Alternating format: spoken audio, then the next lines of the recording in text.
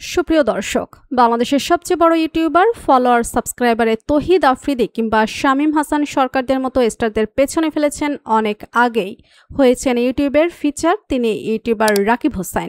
কিভাবে এত জনপ্রিয় হলেন রাকিব হোসেন? রাকিব হোসেনের আসল পরিচয় কি?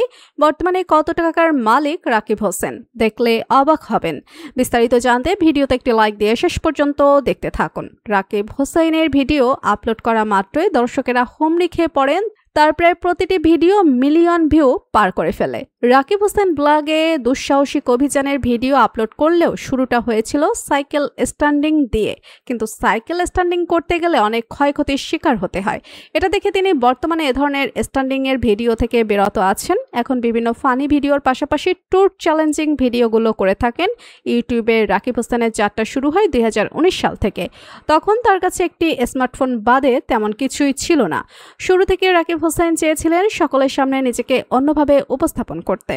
সেজন্য প্রতিনিয়ত প্র্যাকটিসের মাধ্যমে তিনি সাইকেল স্ট্যান্ড শুরু করেন আর সাইকেল স্ট্যান্ডের নানা ভিডিও আপলোড করতে থাকেন সোশ্যাল সাইটে, যা নেটিজেনদের দৃষ্টি আকর্ষণ করতে সক্ষম হয়। সাইকেল স্ট্যান্ড দিয়ে নিজেকে পরিচিত করে তুললেও ইউটিউবার রাকিব হোসেন দ্রুত ব্লগিং এবং ফানি ভিডিও তৈরিতে মনোনিবেশ করেন। ব্লগিং এর পাশাপাশি দেশের বাইরে বিভিন্ন জায়গায় গিয়ে ভিডিও তৈরি করেছেন। তিনি গিয়েছেন নেপাল, দুবাই, মালয়েশিয়ার মতো অনেক পর্যটন সমৃদ্ধ দেশে।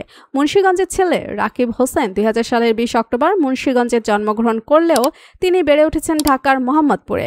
রাকিবের পরিবারে তিনি সহ মোট 7 ভাই বোন। তার বোনদের মধ্যে ঋতুকে অনেকেই চেনেন। রাকিবের বিভিন্ন ব্লগে ঋতুকে প্রায় সময় দেখা যায়। ভাই বোনের ভিডিও নেটিজেনরা বেশ পছন্দ করেন। অবশ্য ঋতুর পাশাপাশি মেহেদী হাসানও নিয়মিত রাকিবের সঙ্গে কাজ করেন। সে রাকিবের খালাতো ভাই। শিক্ষা জীবনে রাকিব হোসেন 2019 সালে এসএসসি পাশ করেন।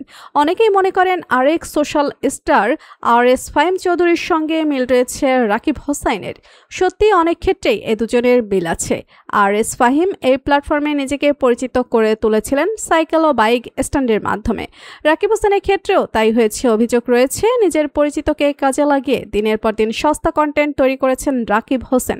কখনো ব্যক্তিগত জীবন নিয়ে, কখনো পেশার জায়গা থেকে ইউটিউবার রাকিব হোসেনকে নিয়ে সবসময় থাকেন আলোচনা ও সমালোচনায়।